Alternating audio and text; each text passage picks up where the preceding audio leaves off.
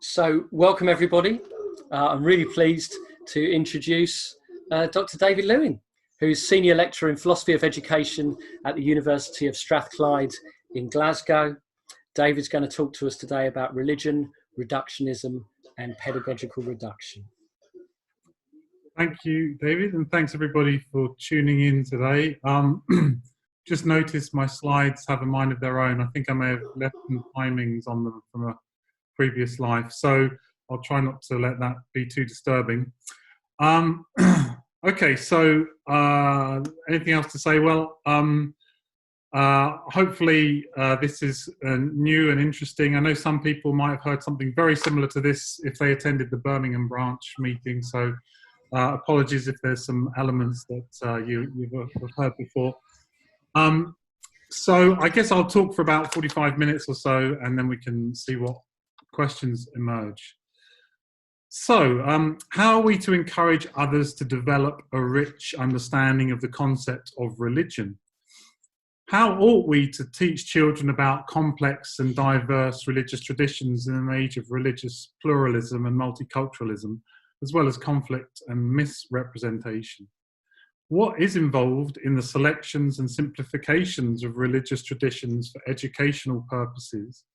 And how do these generalizations rely on a general construction of religion? How are these selections and simplifications justified? Can reductive representations such as a world religions paradigm really offer a balanced view of our diverse religious experiences or traditions? Or do they distort and misrepresent? So I want to address these questions by developing a theory of what I'm calling pedagogical reduction, contrasting an educationally constructive notion of reduction to what is often taken to be a problematic approach to understanding religion, namely reductionism. How can an educationally constructive reduction deal with the dangers of reductionism? So I'm basically going to step through four main steps in the presentation. Firstly, I'll define reductionism in general and raise the question of how much reduction is too much. Then I want to elaborate a concept of pedagogical reduction, which in short concerns the way complex and wide-ranging phenomena are represented in simple forms for educational purposes. This thirdly leads to an exploration of how religious education exhibits particular kinds of tension and ambivalence in relation to pedagogical reduction. Finally, leading to some theoretical and practical considerations around how pedagogical reductions require the development of certain educational dispositions.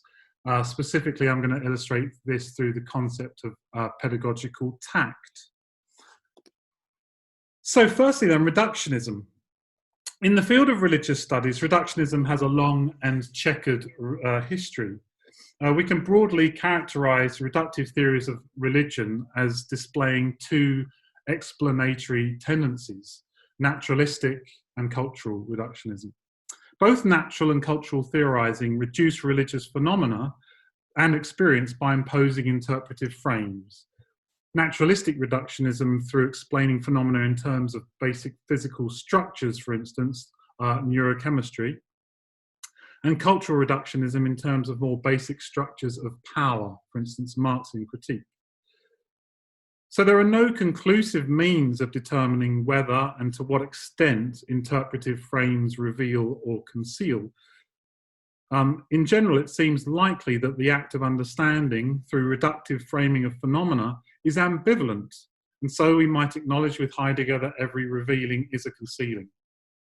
From this perspective, neurochemical or Marxian interpretations of religious experiences and attitudes are not simply true or false, but reveal something while obscuring something else. Acknowledging that we find ourselves within a hermeneutical circle means that our interpretations and understandings are always provisional. They show something without ever exhausting what can be shown. Yet reductionism becomes problematic when certain phenomena, consciousness, religious experience, free will, are thought to be conclusively explained as epiphenomena. That the reality of the phenomena can be sufficiently explained by reference to basic constituent elements, neurochemistry, or hegemony, and that the lived experience is illusory or is false consciousness. This kind of reductionism does not let the phenomena show itself as itself and has been roundly criticised by theorists, particularly within phenomenology and hermeneutics. But in the context of religious education, reductionism is evident in the arguably hegemonic dominance of what is known as the world religions paradigm, which isn't the only a dominant hegemony, let's say, there, but one that we all may recognise, which is a way of interpreting, representing and teaching religion that emerged in the 1960s, particularly in the UK. As Cotter and Robertson have put it, the world religions paradigm typically includes the big five of Christianity, Islam, Judaism, Hinduism and Buddhism, and moreover almost always presented in that Abraham-centric order, increasingly with additional catch-all categories such as indigenous or new religions included. So the world religions paradigm allows for a relatively stable representation of religion in the face of pluralism and multiculturalism, but at what cost?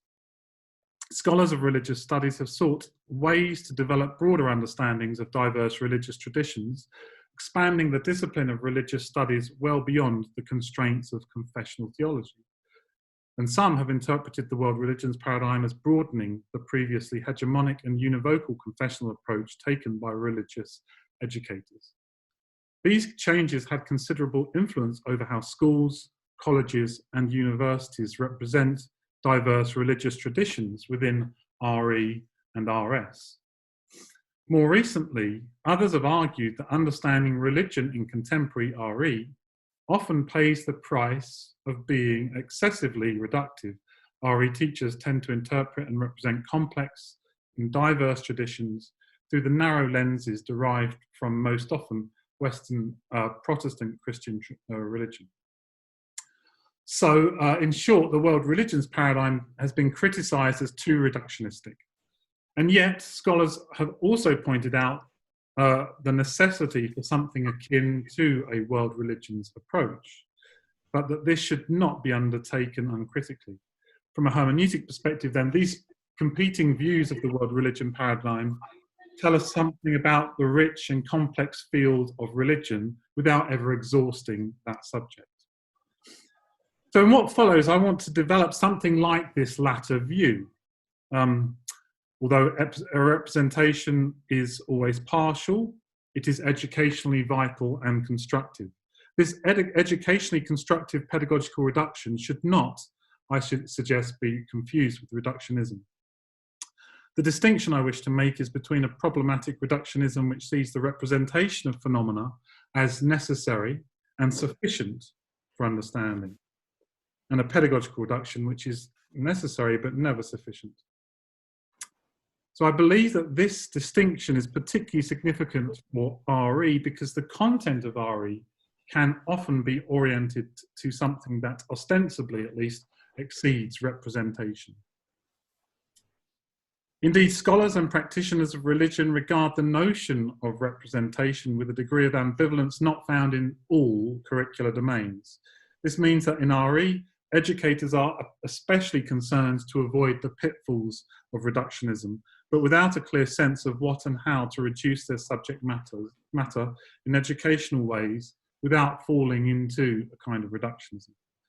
Although I do not claim to offer substantive criteria for determining distinguishing reductionism and pedagogical reduction, my argument unfolds some conceptual resources designed to help us reflect on and articulate this, and even practically enact this distinction. So then, moving to the concept of pedagogical reduction itself, how is the complexity of things to be made understandable to the next generation? Much of what we call education, that is the acts of presenting and representing the world, could be boiled down to the efforts to draw the attention of students to particular things, efforts which involve various forms of selection and simplification, aimed, generally speaking, towards something rather mysterious, even miraculous, named understanding. These efforts to draw attention include such activities as selecting, simplifying, generalizing, using examples, which taken together are directed towards the creation of conditions for learning, development, or growth. This variety of activities undertaken to represent the complexity of the world for educational purposes is here referred to as pedagogical reduction, referring to the activities that reduce, that is the how, as well as the resulting representation, the reduction, the what. For instance, the summary of a subject field in a textbook chapter. Although the processes of pedagogical reduction are activities that most, if not all, educators would recognise, there is relatively little theory of educational representation and reduction among Anglo-American theorists, at least. Of course, there's a discourse of didactic reduction in continental theory of education, but that's largely absent in the Anglo-American tradition, perhaps because of the paternalistic connotation of the term didactics, which is an issue. Although criticisms of the particular forms that pedagogical reductions take are appropriate, my approach here affirms the intrinsic value of examining the general structure of reduction itself. I seek to explore the concept of pedagogical reduction primarily in descriptive terms, that is, without engaging immediately anyway in normative critiques of the validity of certain reductions. So this is not, of course, meant to suggest that those critiques are not significant or not worthwhile. Of course, critical theory is of vital significance here, but I do want to say that before we get into critique, we have to have a better notion of what it is that we are critiquing. So it's not the case that theoretical discourse around pedagogical representation or reduction is lacking, but that such theory tends to move directly to forms of critique. Progressive and critical pedagogues are prone to focus analysis on normative questions of the failures of the representation, or from critical analysis of whose interests govern the pedagogical representation and how we should avoid, for instance, constructing inauthentic educational realities disconnected from a putative real world. For instance, a hermeneutics of suspicion is applied to the interests that govern the structure and content of textbooks, as a classic example. So critical attitudes are surely appropriate, particularly in adult education, but I basically want to say that a more general theory of pedagogical reduction is important to establish its appropriate nature and scope. So understanding the pedagogical practices as both literally and metaphorically fencing off experiences, and here an image of a Glasgow school illustrates that, or at least bricking off. So fencing off or suspending temporalities of instrumentalism within school, that's a phrase taken from Maskelyne and Simons. So understanding those practices can help educators to theorize as well as practice pedagogical reduction well. I wish to highlight the specifically educational questions here in relation to pedagogical reduction. So although the concept of reduction describes conditions of constraint, of limiting the structures, of selection and simplification, as well as the literal constraints of space and time that classrooms and timetables enact, it is also generative or productive, since these constraining conditions simultaneously bring into view. To borrow a metaphor from Robert Macfarlane, the reduction is understood less as a perimeter that restricts, but an aperture, a space through which the world can be seen. Etymologically, to reduce, to educe, to educate, all connote drawing and bringing something out. By drawing attention, education is the generative reduction of the world, which draws out through constraint. This emphasizes the verbal process, but I also want to keep in mind that reduction is a helpful term for the objects that result from the process. And maybe textbooks are the paradigmatic form of pedagogical reduction,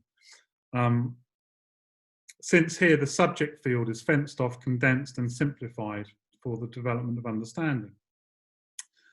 But it's not only through texts and images that representations are deployed. Museums, galleries, exhibitions use light and space in particular ways to draw attention to certain things with a pedagogical intention. Similarly, children's toys often present elements of the world in miniature, again with at least some pedagogical or developmental interest.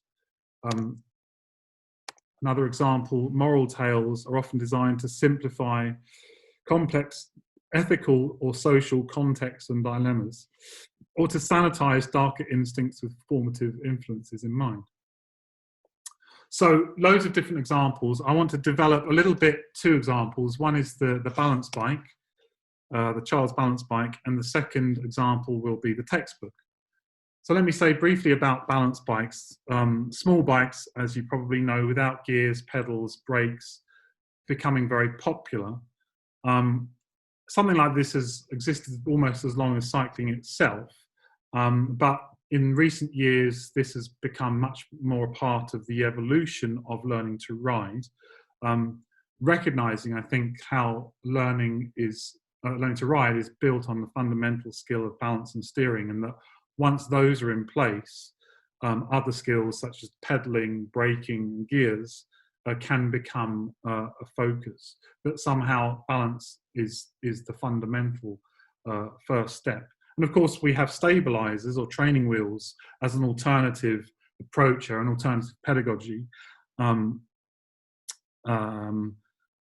Okay, so that's one example that I quite like to discuss, but I'll move on to the more common, maybe recognizable form of pedagogical reduction, the textbook, or the book, more generally bookish forms of knowledge. Now, Daniel Troller distinguishes between academic and research forms of knowledge, which I've summarized here on the slide. Research knowledge is generated by questioning existing knowledge using verifiable scientific methods, resulting in new but still provisional knowledge. This kind of provisional contested knowledge is contrasted with pedagogical knowledge, whose chief characteristic is to be combined, arranged and structured for the purpose of effective teaching. The presentation of pedagogical knowledge, often in textbook form, follows certain principles. Knowledge is presented as stable, not provisional or contested. Exceptions and contradictions are avoided. Elements are presented in discrete parts or units, and presentation itself is often attractive or entertaining in some way. So in summary, as Troller puts it, this is selection, condensation, composition, didactical structuring and streamlining for classroom instruction. So I do think this distinction could be overstated. It is useful and visible in all sorts of contexts nonetheless. Troller goes on to discuss the Heidelberg Catechism. Let me just move on to this. The Heidelberg Catechism, a Protestant confessional document published a few decades after Luther's publication of the 95 Theses, which Troller calls a prime example of an educational work or textbook that treats knowledge pedagogically, and which illustrates, therefore, very well, I think, the principles of pedagogical reduction, particularly neatly in relation to religious education.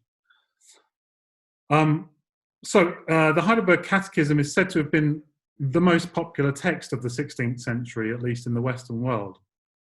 And whether the primary intentions of its authors were pedagogical or ecumenical, and whether indeed it makes any sense to try and separate those intentions is debatable.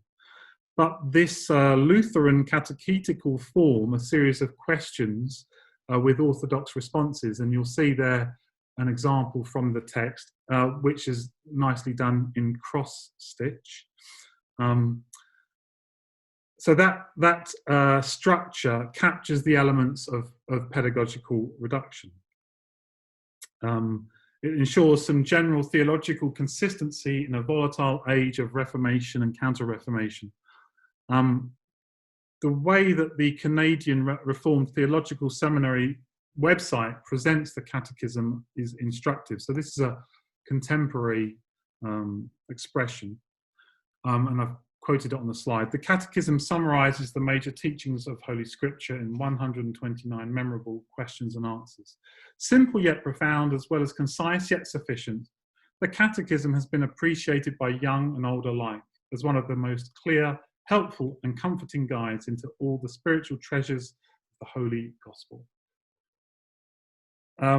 So the Catechism then has been represented in so many visual forms because it distills the essence of the Gospel. It allies theological controversy.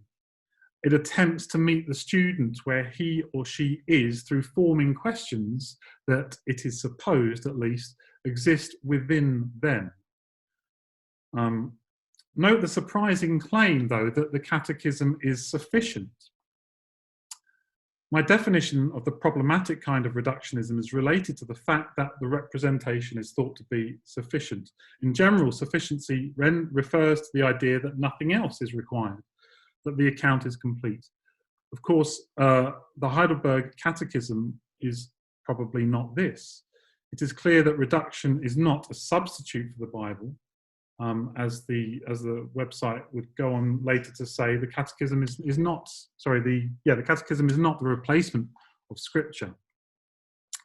One might argue that its sufficiency is not meant literally, but pedagogically. So this statement is meant as an encouragement to draw attention to the Catechism as a first step along a path that ultimately leads to Scripture itself. But this raises the thorny issue of the relation between representation and what is represented, not only in RE, but more generally. After all, is not the reductive model of the physical brain only that, a model, rather than the thing? We are always working within the realm of representation, it would seem. It would also seem that the initial definition of reductionism requires more analysis. A wider discussion of the nature of scientific reductionism is not something I'm going to get into now, but the form of the Heidelberg Catechism suggests that something pedagogical is indeed intended, that Scripture is itself complex, open to varied interpretation and risking heresy, and perhaps, in a certain sense, inaccessible. But with the idea of making a pedagogical reduction of Scripture, we are faced with tensions. Does the reduction misrepresent? Isn't it preferable to present the students with the uninterpreted primary text? Aren't textbook reductions too often used to elide or defer the real encounter with the substance of the curriculum? Perhaps because we think too little of students or too much of ourselves as educators. Don't textbooks create an inauthentic scholastic reality? Don't textbooks make mistakes, or often, more dangerously perhaps, intentionally misrepresent the facts to suit ideology? While it may be tempting to oppose textbook or other reductions on these grounds, these concerns are not enough to eliminate the reduction in general, a point that's well illustrated by the textbook itself and its history. It has been widely argued that one of the key conditions that gave rise to the Protestant Reformation, and so the Catechism, was the printing press. This period of transformation later led in 1658 to the publication of a key text in the history of pedagogical representation and reduction, often understood here as the first textbook for children, John Comenius's Orbis Sensualium Pictus, the visible world in pictures. This text is important because it is arguably one of the last attempts to represent the whole cosmos, including things invisible, in a single pedagogical work. We might call it the textbook form of pedagogical reduction. Subsequent efforts towards encyclopedism had to confront the increasing challenges of a cosmos unmade, without the binding force, that is, an order of the great chain of being, and with the increasing knowledges brought into view by the new philosophers. As these complex changes unfolded, it has been argued that they created the conditions for the early construction of childhood, constructions that themselves led to the need for the self-conscious pedagogical reduction of the world. And it has been argued by Klaus Mollenhauer that at this point we see children not just being present to an adult world, but that the world is self-consciously represented to children by way of these pedagogical reductions. Furthermore, Mollenhauer refers to the associated idea that schools and classrooms become places for pedagogical rehearsal, educational spaces that are not real world since they are precisely set apart in order to offer students the opportunity to rehearse complex actions, knowledges and attitudes. These processes of and spaces for representation, reduction and rehearsal are vital in positioning pedagogical reduction within the broader sweep of educational history. The concept of pedagogical reduction applies, of course, to secular teaching materials, such as general textbooks and schemes of work, all of which are involved in making selections from fields of knowledge. Educators make those judgments about the kinds of interpretation of phenomena that most effectively support their students, and the sequences in which those representations are best presented by providing selections, narratives, examples. So not only is this kind of reductive interpretation necessary, it is constructive and formative. It is the aperture of reduction, through the aperture of reduction, that something comes into view at all. So I'm now going to move to specifically reductionism in religious education, a bit more specifically. So I earlier suggested that reductionism presents the representation as necessary and sufficient, while from the perspective of the pedagogical reduction, the representation is necessary but never sufficient or complete. When we turn to the pedagogical reduction of religion, we can see how these two tendencies bring about a certain tension. On the one hand, calls for greater religious literacy are underpinned by a desire to ensure diverse religious traditions and communities are understood in all their complexity and richness. Here, professors of religious studies like Jonathan Z. Smith are troubled by reductive representations enacted through the world religions paradigm. On the other hand, understanding religion entails some form of simplification, generalization, and representation. This dichotomy is played out in various ways. The point of my argument is that a theory of reduction would help us make better, more considered, that is, choices. Scholars of RE often emphasize the complexity of religious traditions, showing them not to be singular, uniform entities with clear-cut boundaries and definitive distinguishing features. Definitions here are provisional, arguments historically framed, traditions internally pluralistic, contested, with porous boundaries and involving immanent critique. Thus, there is no singular, discrete Christianity, Islam, Judaism, and so forth. Rather, there are multiple forms of any tradition, each being historically, socially, geographically, culturally formed and inflected. Not only is there pluralism within tradition, but pluralism shows the lines between orthodoxy and heterodoxy that are themselves historically framed and constructed. Recognizing this complexity presents systematic analysis of religion with lots of problems, most particularly the problem of determining what does and what does not count as a religion. Do the beliefs and practices that fall under the general rubric of Hinduism constitute a religion? To what extent do the principles and practices of Confucianism define it as a religion? How are the forms of Christian atheism and humanism positioned among the general questions of understanding religion? Some of these discussions might be interpreted as Truller's research knowledge rather than pedagogical knowledge. But these are academic questions which bear upon the ways in which religious ideas are presented pedagogically. Here we must admit that the distinction between academic and pedagogical knowledge is itself fluid. The desire to correct a simplistic view of Hinduism is both academic and pedagogical. that we might want to include Confucianism or forms of humanism in theories of religion reflect changing social and political priorities. Inevitably, the interpretations of Hinduism and Confucianism, for instance, are determined by political interests. It is hardly surprising that contemporary Neo-Confucianism is clearly not associated with conventional religion in China's contemporary self-understanding, and that therefore Confucianism is interpreted aesthetically rather than religiously. So if I'm to make a case for the pedagogical reduction of religion, I cannot imagine that conventional forms of RE and the reductions that they employ are without prejudice. On the other hand, it should be clear I'm not making a case to leave those prejudices unexamined.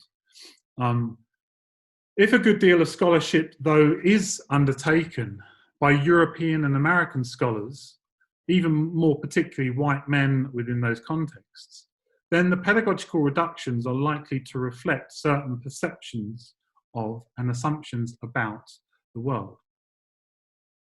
The ways in which Hindu religious traditions and practices or indigenous forms of religious life in First Nation communities of North America are framed by religious categories imported from broadly Christian intellectual traditions and histories has been noted by scholars.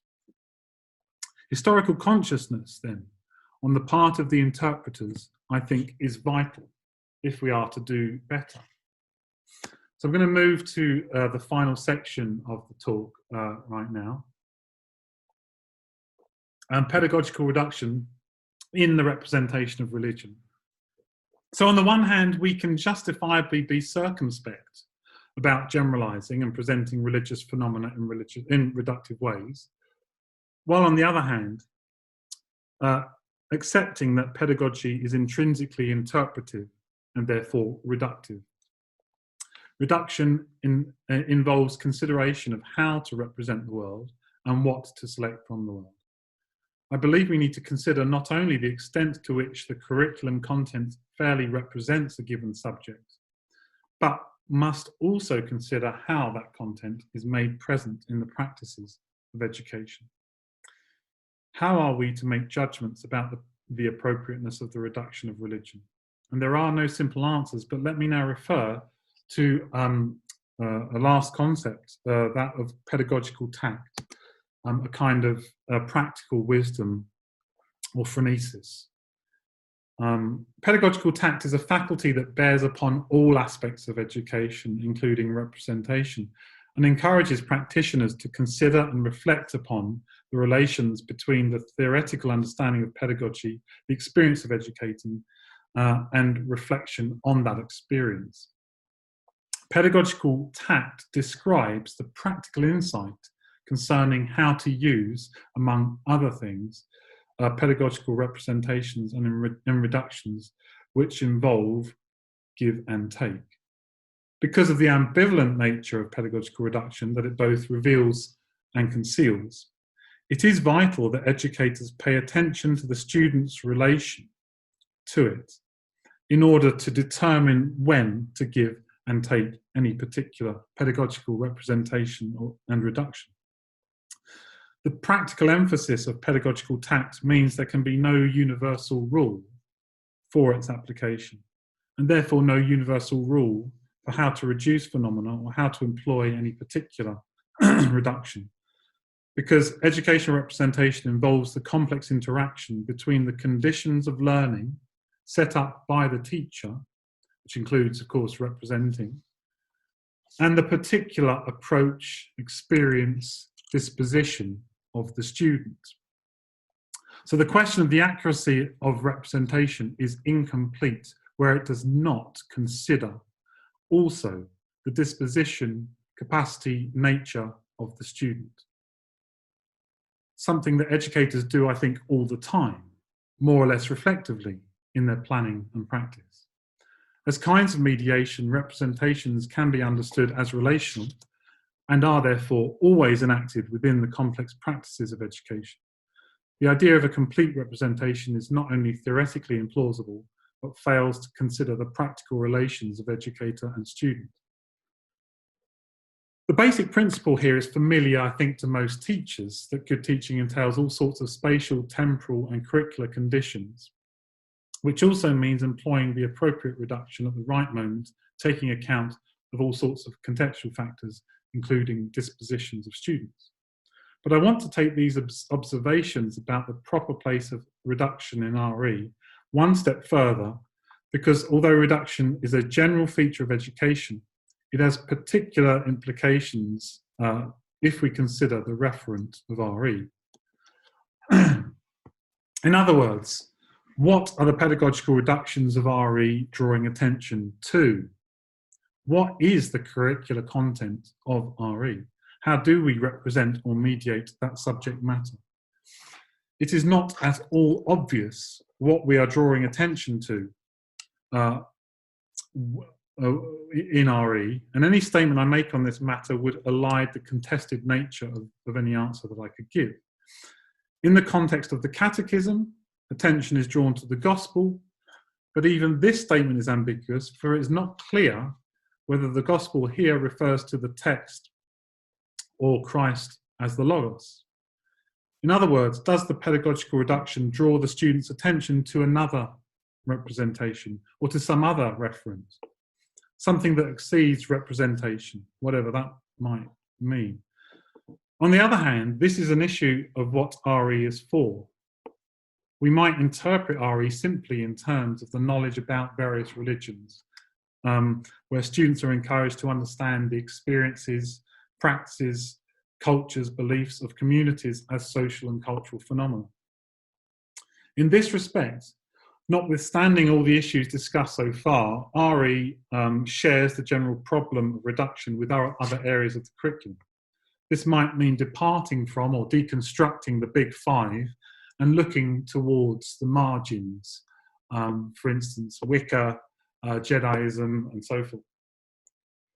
But often RE is said to seek something more, something like an existential encounter with something.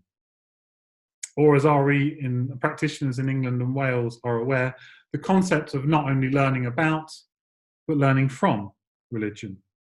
This seems to raise the intractable question of whether theological representation and mediation itself the fulcrum on which the Reformation turned. So this is the question raised here.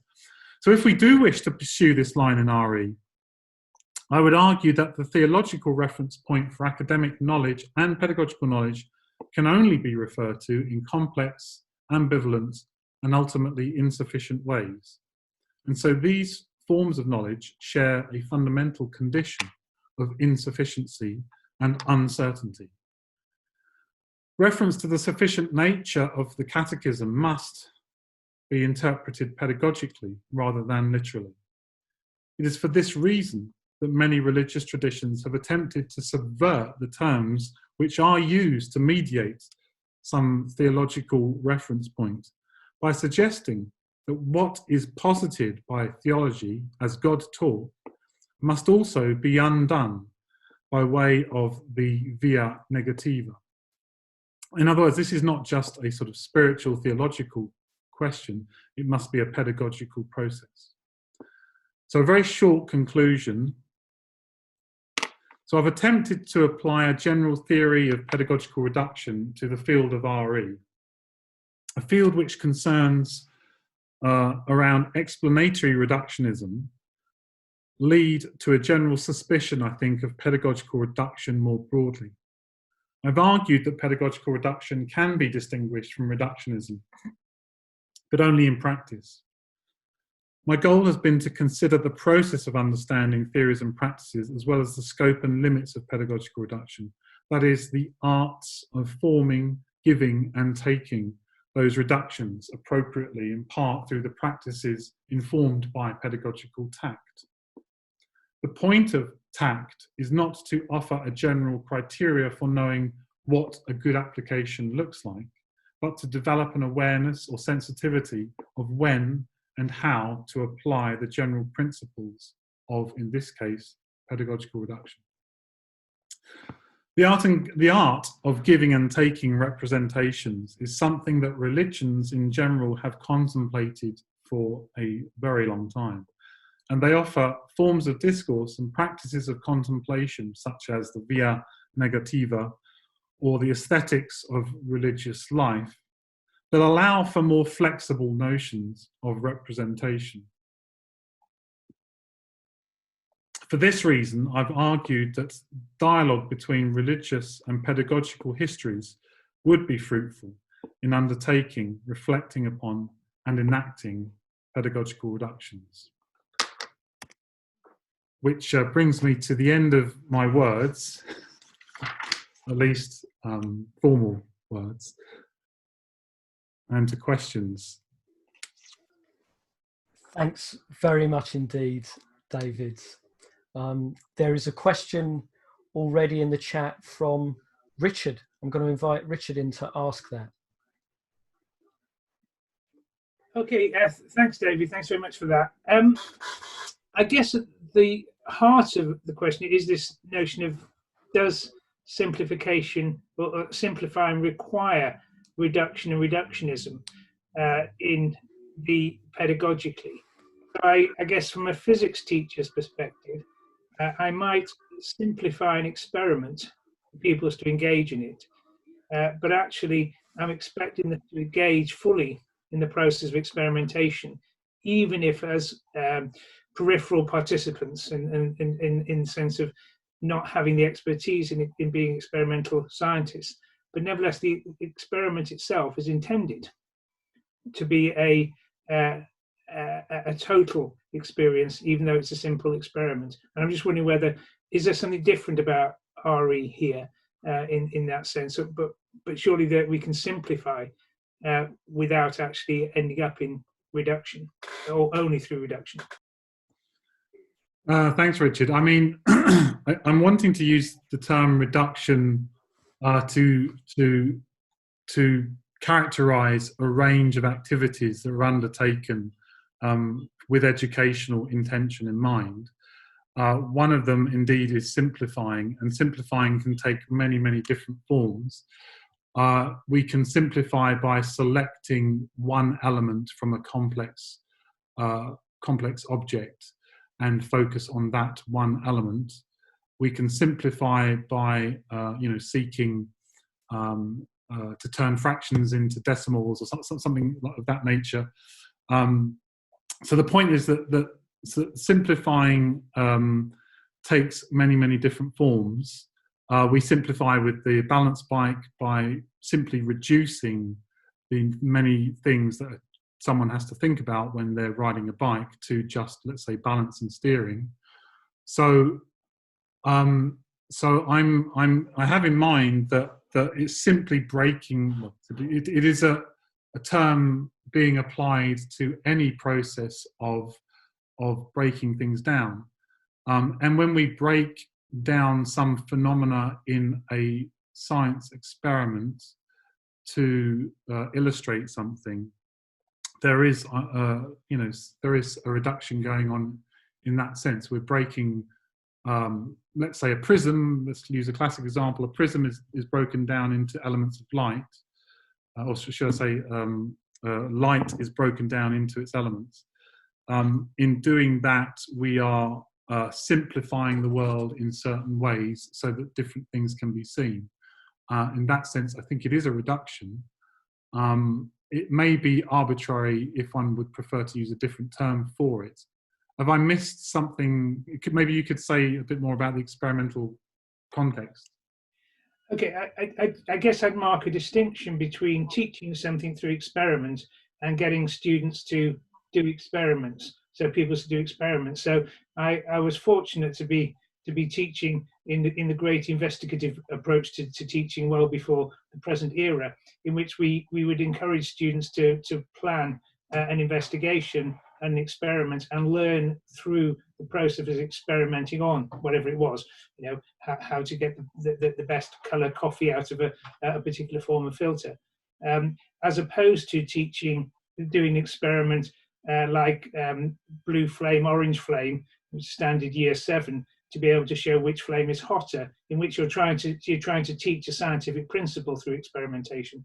And I guess what I can see how, in a sense, I'm focusing on a particular scientific principle in the latter case. I want them to understand something about the way oxygen combines in a Bunsen burner in terms of the heat generated. But in the first case, as an investigation, I'm simply trying to reduce the level of complexity about an experiment. I'm not trying to reduce or focus on a particular aspect of what it means to conduct a scientific experiment. Okay, yeah. So in the first case, you are reducing the world, so to speak, into a particular element. You are setting something up. You are inviting the student in to see a particular thing. You are drawing attention to a particular circumstance, and how open and inquiry-based that process may indeed be. There is still a sense of fencing off or creating conditions or some action undertaken by someone with some kind of, let's call it, pedagogical authority, or who's making decisions on behalf of the student where to begin. Now, where that goes and on what is seen is open, but the reduction involves the first step, the drawing attention to a particular thing.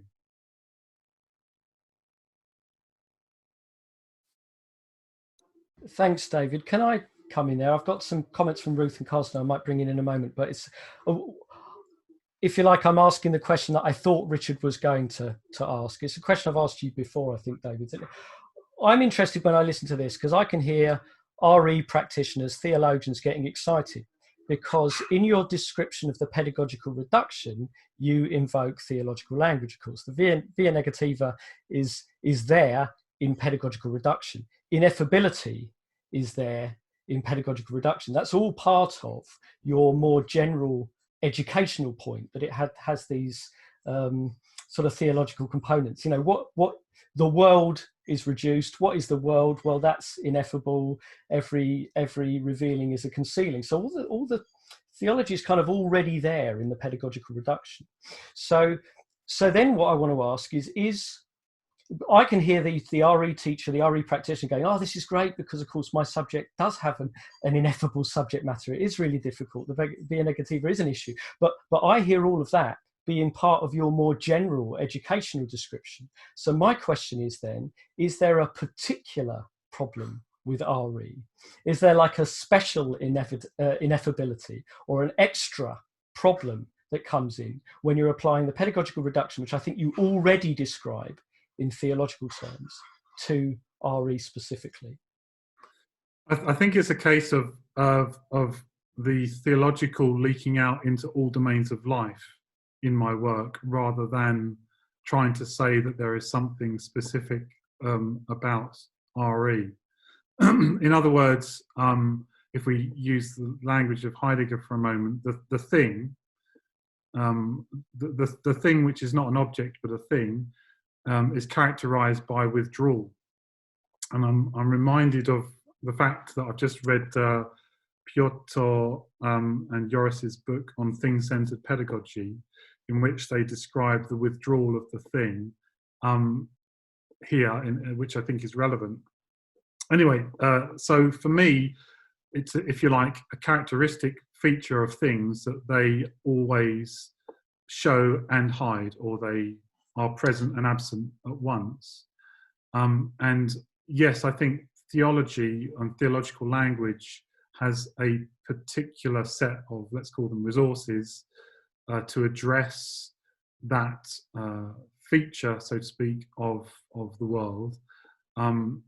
Not because theology is special, but because I'm going to say theology has something universal about it, which is its kind of dialectical language. Not that one has to be, as it were, religious to appreciate that, but that I think that theological traditions the world over struggle with the same question of what is it to look at something, what is present, and so forth. Yes, so I think that answers the question. Is it's about the, let's say, theological nature of the curriculum as a whole, And you know, so it is difficult. So that should excite all teachers in the sense that, you know, the maths teacher, there's something profoundly mysterious about numbers, about matter in physics, about life in biology. All of these things have the character of being things that are both present and withdrawing at the same time. Thank you. Carlston's got his hand up. By the way, you can put your hand up if you go into the participants menu. There's a capacity there for you to put your hand up. Thanks, Carlston. Yeah, thank you, David. As you know, we are kind of in line here, but I still wanted to challenge that idea that this is basically the same. Because also the way you talk about religion, that most people talk about religion, then the presentation of religion or of religious content is in itself perceived already a reduction, because, as you yourself say, it hints on something that's ineffable, that cannot be seen in a way. So there's the presentation itself is a reduction. So then RE would be a reduction of a reduction. So that's like two steps. Whereas the normal physics teacher probably will say, well, the world is there, and we have actually access to the world. So that's a reduction of that which is not a reduction. That's a reduction of the world, basically. So in that sense, maybe there is a fundamental difference between reduction in RE and reduction in, like, let's say, physics. And maybe this is what's haunted RE for some time, is this kind of notion that we don't just learn about traditions, that we somehow have something encountered or there is an opportunity for some kind of existential component to RE, which is called in England and Wales learning from. So I think that's always been hovering in the background. I think it's an interesting way of putting it, that RE, when it becomes learning about, is simply a reduction of a reduction.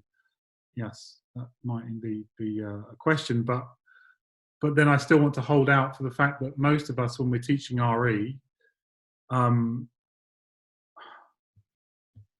are hoping to appeal to a sensitivity within the students to something else. There's an awareness that something is incomplete or insufficient about the representation, which then itself overturns just the kind of, well, this is just a reduction of a reduction, because we're seeing the reduction is incomplete in itself. I've got, yes, Imran. Yeah. Hi, David. Hi. Yeah, the messy hair day, but hey. So it seems to me that in the reduction as a pedagogical approach to teaching world religions, you're really pointing towards a process that the teacher very much needs to engage in, which also requires an opening. So, for example, if you want to teach about war and conflict and things like that, you might center on the concept of peace, and then sort of reduce the whole idea only just to open it all back up again. And so really that points, I think is really, really interesting, this pedagogical tact that the teacher needs to keep in mind. But I think that really points also to that conversation with the student, and it welcomes more exploration in that philosophically, you know?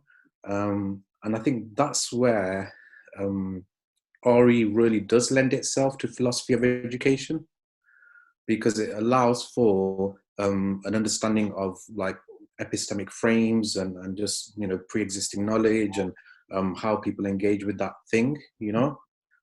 So that's more of a comment rather than a question, but have you done some thinking in that direction? What?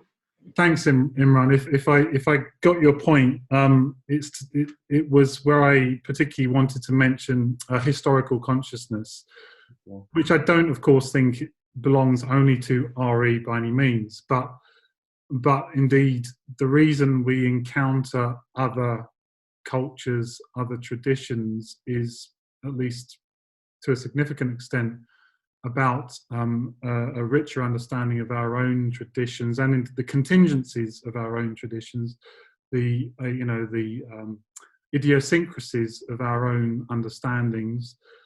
So learning about others through history and through religious studies or through geography and so on is a journey of self discovery as much as it is a journey of understanding others.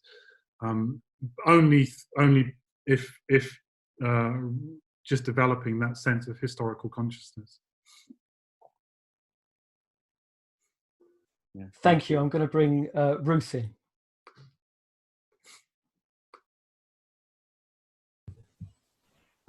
Hi, David, thanks. My question is, have you thought about metaphor in your account? Because metaphor is a reduction, or could be argued to be a reduction, could be reductive. And metaphors, as we know, have a huge literature, very interesting. They can be very sophisticated and nuanced, as in poetry, or they can be quite cliched. So I'd be interested to know if you've thought about that. Thanks, Ruth.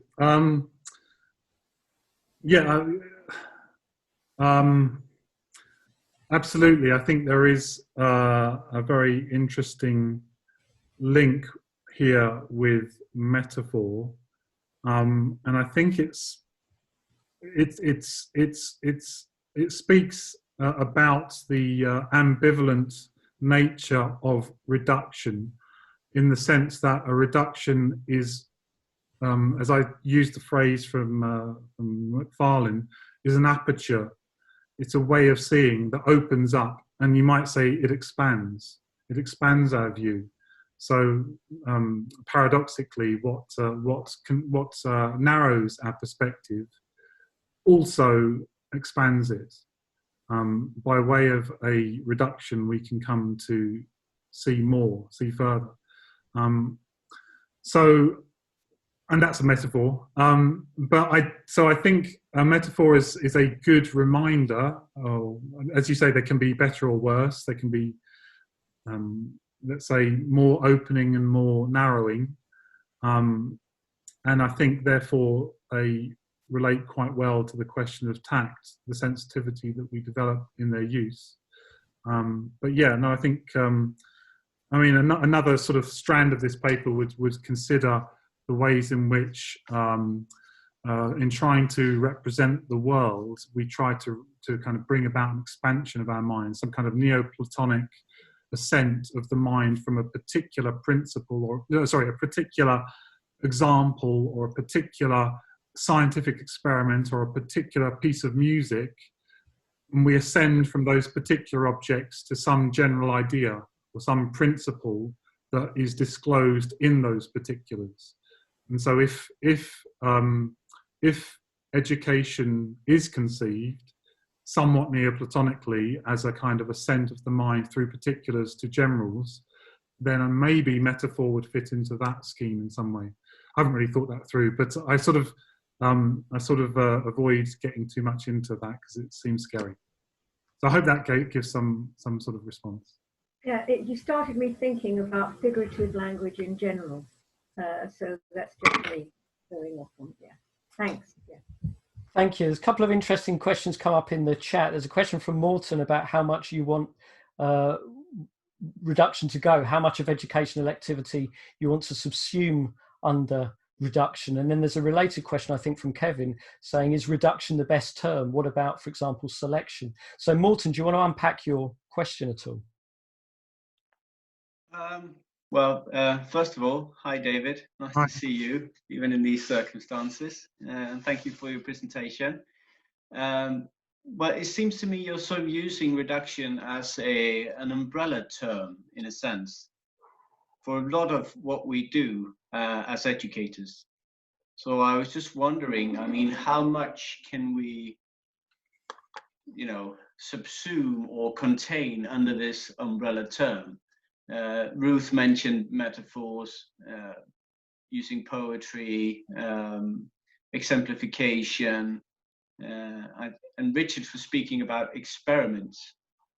And for example, Wagenschein uses the experiment as a way of explaining how we open spaces, or we create platforms, as he calls it, but also condensations, where it's possible from there to study something or experiment with something. And is that, or would that also be a reduction? Yes, so Wagenschein talks also about the entry point, and the entry point is I think, a reduction itself. I mean, I'm wanting to be descriptive, and I'm wanting to help to. I want to provide some kind of account of the range of activities that we do when we bear witness to certain things, and I have tended to talk about selection, simplification, and generalization as the sort of key elements of reduction. But I used a range of different examples, and they indeed are complex, because a lot of them seem at the same time as drawing attention to a particular thing to then open up into something much bigger. And so reduction then seems to be a restricting word for it. So I'm not married to the word reduction, but I think particularly in English we have this ambivalence around being reductive in religion. Scientific reductionism is one thing, and so I think there's an interesting kind of a way of thinking educationally about religion to consider juxtaposing reductionism with this idea. In German, we have didactic reduction as a concept, which doesn't really translate to anything in English. So it seemed like a neat kind of relationship, and that also goes to, I suppose, Kevin's point of why reduction. And as I've just said, there is this notion of didactic reduction in general, and indeed. Delimitation, selection, these are other words that one might use, but it's much more than just selection, of course. It's also creating boundaries. So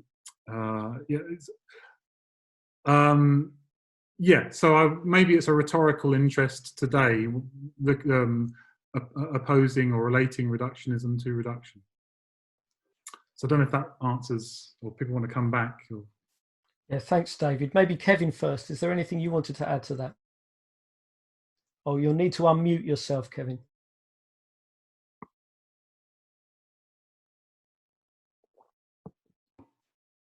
I can do it. I've done it for you. Yeah, do please. Thanks, Dave. That was very interesting, David. But right from the time I read your abstract, I was a bit concerned about the term reduction. Now, you really answered my question. I think that it would perhaps be less contentious and to use a term like selection or delimitation, with all their limitations also. And secondly, we have to remember as well, and I'm sure we all know, that where we reduce or delimit or select, our selections have a way of unraveling when we encounter young people in the classroom, because they can ask us questions that oblige us to go beyond what we have packaged for them. And one interesting area where I think that you might explore when you're taking this further, maybe for publication, is what happens in France, where religion obviously is not taught, but it is mandatory to explain religious terms when they arise, for instance, in history or in literature. And it's very hard to delimit the kind of unpacking. And this was going through my mind the whole time. I said, wow, once we start, for instance, take George Herbert's poem, The Collar, I struck the board and cried no more, I will abroad. That would take an awful lot of unpacking. And you've got me thinking anyway, David, thank you. Thanks, Kevin. I mean, I think certainly within this presentation, there is an emphasis on the role of the teacher, on the authority, so to speak, the responsibility of the one who makes those selections, who represents the world, to a next generation. So there is definitely a sense that there is a step taken first. Now, what takes place in response to that, how that is taken up by the next generation, so to speak, by natality, as Arendt might put it, how the response takes that up is a completely open question, and there's no hint that we can sort of manipulate how that's received, or that we are the whole emphasis really is on the fact that we do this, and we ought to do this sensitively. We ought to do this with historical consciousness. That we ought to do this sensitive to the children, if it's children that we are with, but that we have a responsibility to do this as well. And of course, I'm wanting to be slightly provocative with the concept of reduction, particularly in reference to reductionism. And I want it to jar slightly, that people think, oh, well, that sounds bad. And just to draw out the kind of constructive foundation, I suppose, of showing, in the sort of way that Arendt talks about in The Crisis of Education, that we have a responsibility to stand for the world as it is, even if we are ambivalent about that, and even if we get it wrong. Thank you. Carsten, you had your hand up a little while ago. Well, I just wanted to basically say what David just said. So there's a difference between what the teacher is doing. That's the first step. That's the reduction. Then whatever happens on the other side of a student is a completely open matter. So all this like widening out and making it bigger again, or taking that and discovering the world from here. So that is the second step. Whereas I think the term reduction, as David understands it, that's actually the activity of the teacher or of the educator, which sometimes is a bit difficult in English, because the English term education seems to embrace like all of that, like what happens on the teacher's side, but also what happens on the student side. So that makes it sometimes difficult to distinguish that the term like reduction is basically only referring to whatever the teacher or educator is doing. And then the student may take that, takes the example and then generalizes maybe from here, finds the general law, or takes the metaphor and discovers the world within this metaphor. But the activity of reduction that goes into creating the metaphor or choosing the metaphor to present it to the student, that is the teacher's activity, and that's a reduction. That's basically, well, David already said that kind of. Yeah, I agree. Good. I'm going to bring Imran in. So Ruth will be happy to hear as well that I've got a metaphor. It's for your reductionism and opening back out and all of that. In my head, I've got the picture of, in India it's the harmonium, but I think in the West it's the accordion, which makes a sound as you reduce and also as you open back up. And I think what you're also doing is really calling in the teacher as the player of that accordion or harmonium, you know? And of course, how the student receives that music is part of the art of education. Maybe that's one that you can work with.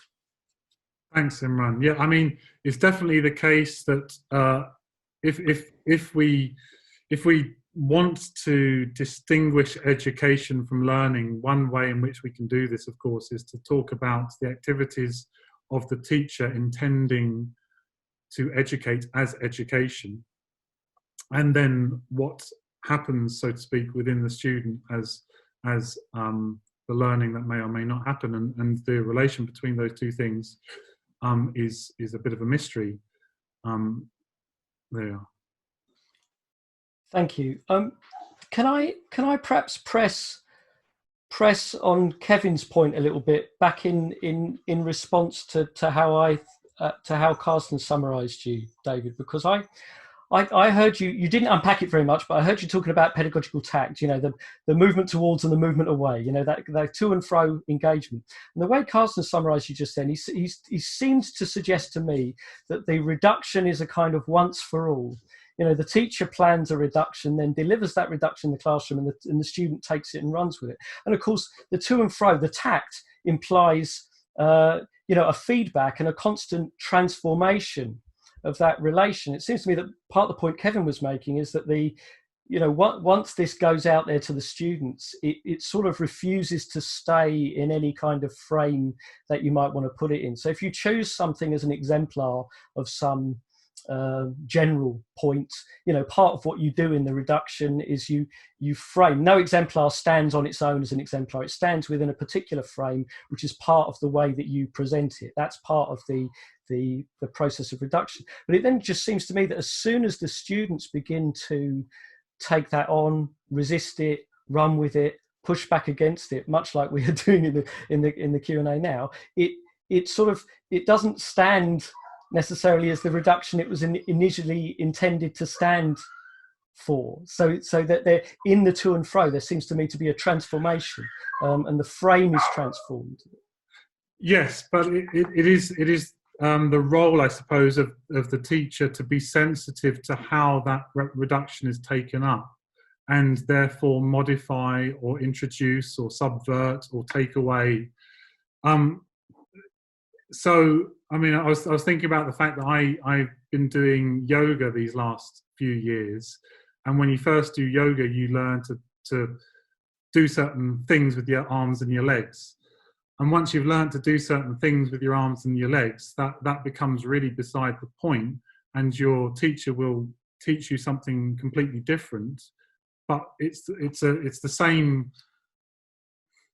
It's addressing the same journey, so to speak, but sensitive to now a new level, so to speak, a new perception that you are able to see now that you have some basic understanding of the posture.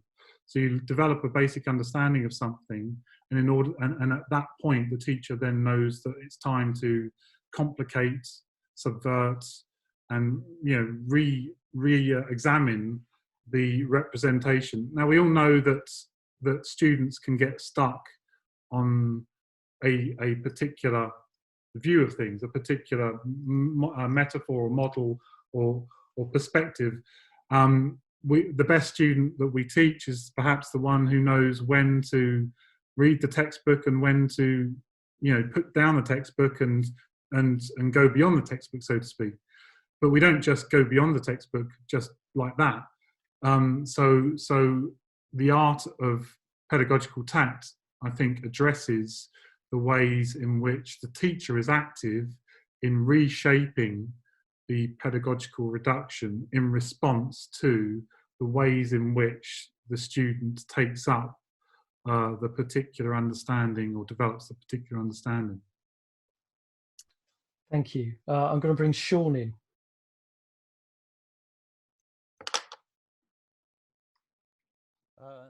Good afternoon, and thanks, David, for a very interesting lecture. No, it just struck me that I think it was perhaps Richard that provoked this train of thought when he was making an analogy there with the teaching of, let's say, physics. And my own background would be in mathematics. You have these reductions or delimitations, as Kevin would like to call them, I think relating to all subjects.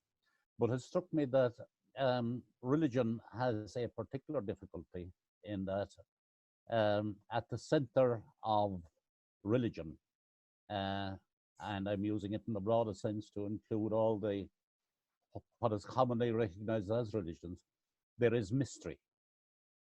So as opposed to taking maybe an agreed body of knowledge, relatively stable anyway, like physics or mathematics, you're dealing here with a much more slippery customer, for want of a better term, where you're at the core, you're dealing with a mystery, and you are trying to get that across to students who are not at the present moment, or definitely in the last time I saw them anyway, which was a few years ago, not inclined to mysteries.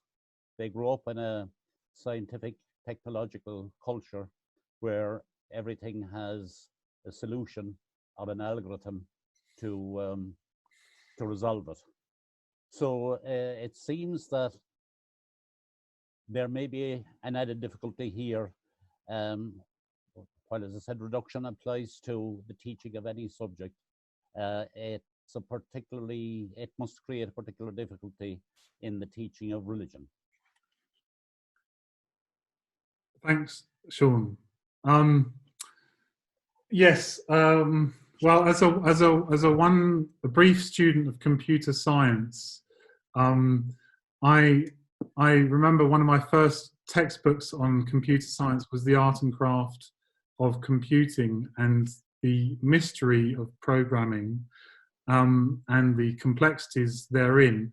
So I slightly wonder whether it's just poor pedagogy that allows physics to be without mystery, or allows biology to be without mystery.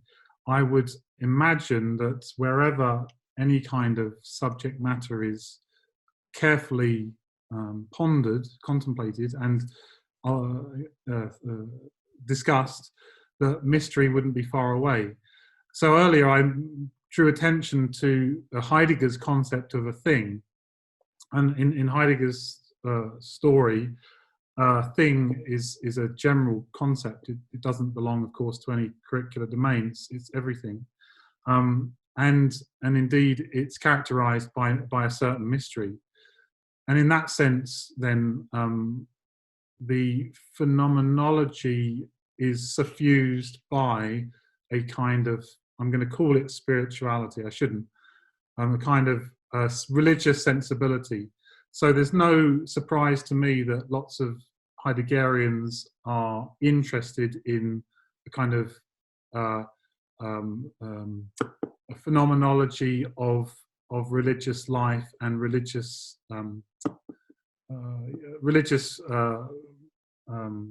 mystery, let's say. In other words, the concept of mystery does not belong, I don't think, to religious studies. It may be, of course, that RE is more self-conscious or more deliberate in its reflections upon mystery than physics or other subject areas.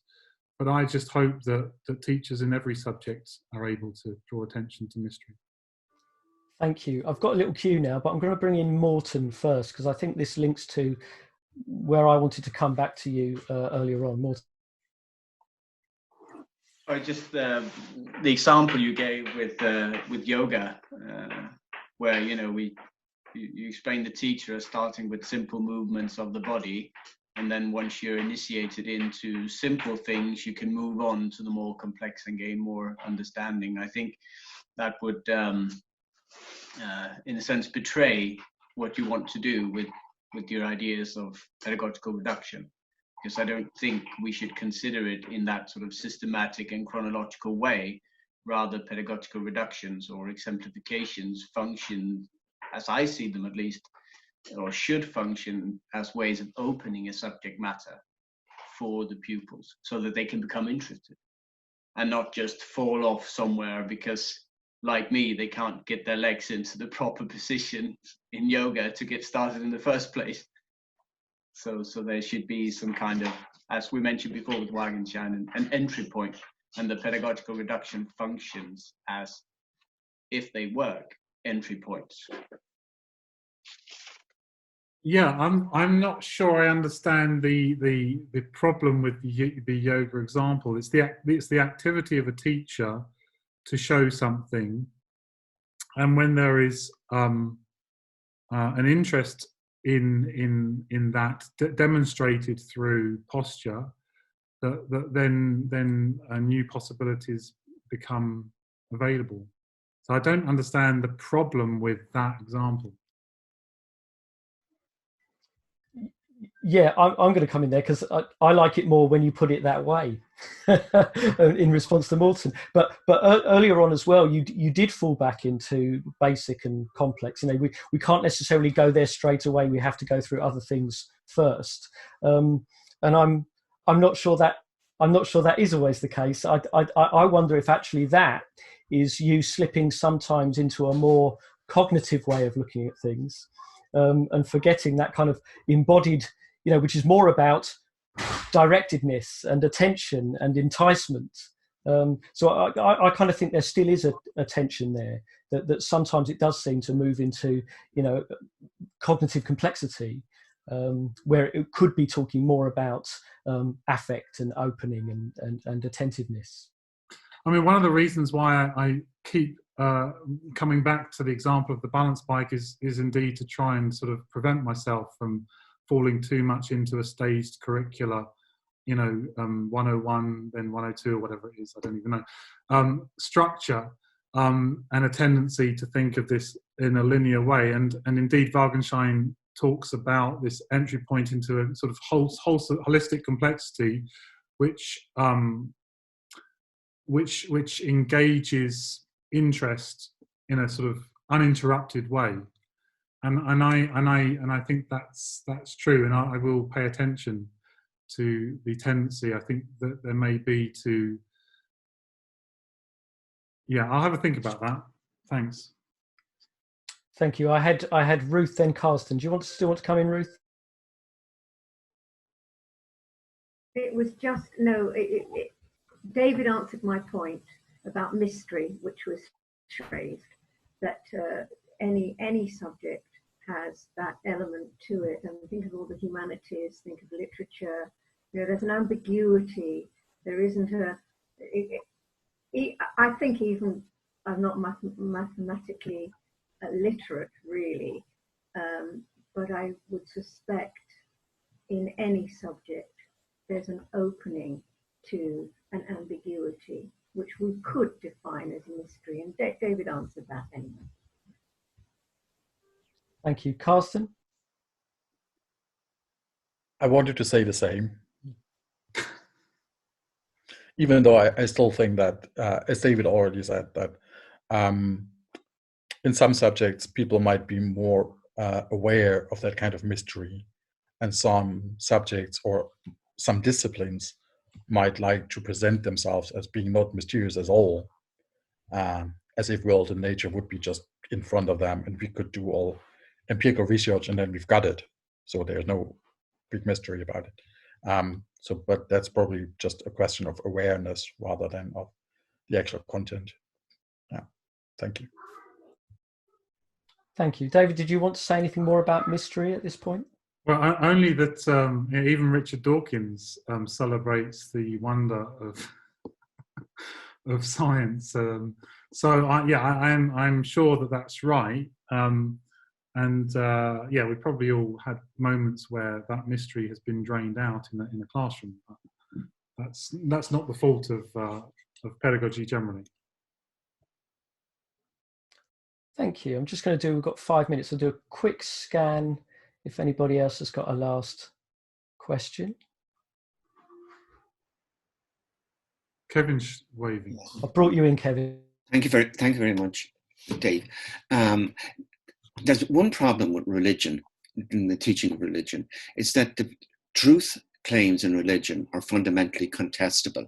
And this means that it may not have any purchase in the life of the young people. I just want to tell a little story that I had a student teacher, an innocent boy from the country, who was teaching a confirmation class about the 7 gifts of the Holy Spirit. And he asked there was a class of all girls, and he asked one of the girls who wasn't paying attention if he had any, the poor boy, if he had any sense, he would have left her alone. And he said, well, can you name the 4th spirit, a gift of the Spirit? She said, no, I'm afraid I can't. And she said, can you name any of them? No. And the young one, she was 12, said, I think they're all nonsense. Next, the boy said, you're going to say God doesn't exist. And she put her head down and said, I'm afraid that's what I think. God doesn't exist. I think it's all nonsense. So, like, that doesn't apply in other subjects. Well, it's interesting. The first statement that you made about truth claims being contestable, I'm tempted to say that there isn't a curricular domain that doesn't have that character. Now, that's not to say that there isn't something peculiarly problematic about the kind of RE and the claims that are being made in the kind of RE that you're describing. And of course, there are different kinds of RE going on, and they're not all doing the sorts of things that your example suggested. Yeah, so again, I think it's a question of to what extent, and this is another pedagogical question, to what extent we're encouraging students to learn a load of facts that may be true, or for them to, understand that there are different interpretations of the world, there are different ways of looking at things, and there are different understandings of things, whether that be history, politics, well, obviously, but even physics, even now there are questions of where and when and how it's appropriate to draw attention to the sort of problems of, I don't know, the Big Bang Theory or whatever. When is it appropriate to draw attention to that as just a model? That's just a theory. That's just another way of looking. That is contestable. And then we have, of course, people like what's his name, Michael Rice, who deal with the tension between theory of evolution being discussed in a biology class, and how that is related to the theory of creation and so forth. So there are lots of, I think you're on to something, that there is something about the truth claims in RE. I'm just not sure, at least at first glance, what those differences are. And it would be quite difficult to say that. And my first response would be, well, everything is contestable.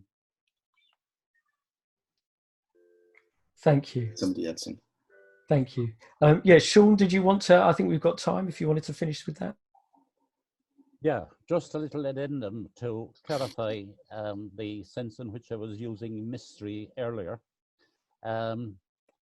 In religion specifically, John Wilson regarded mystery as triggering the emotion which he regarded as being very specific to the religious experience, which he called awe, A-W-E, which he usually wrote in capitals.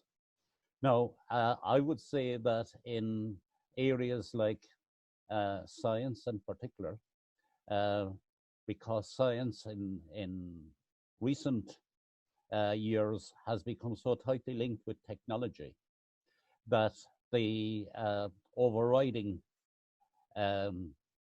thinking in scientific thinking and technological thinking is control, where you control the natural environment as opposed to standing back and being in awe of it.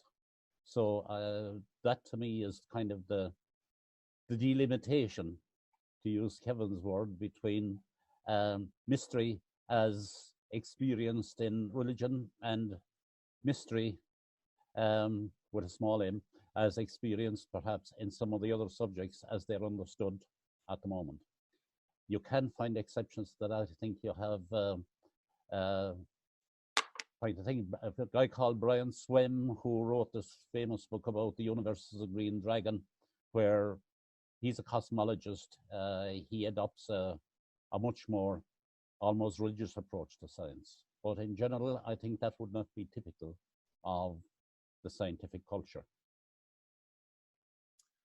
Aren't we in awe at our capacity to have a PSGB seminar through the technological means of Zoom? Does this not make us reflect on the awesome power of the modern age? I mean, in general, Sean, I think I'm sympathetic. I'm, again, not sure how I could justify my sympathy for your view, but thanks. Thanks very much. I am going to stop it there. So thank you, David. That was a nice way to wrap it up. Thanks for sharing that with us. A really wide-ranging and challenging discussion. Thanks, everyone, for your contributions. There is a PESGB virtual YouTube channel and a PESGB virtual podcast and this will be available on those channels in a couple of days. But thanks again, David, and thanks everyone for coming. Thanks, everyone. Thank you.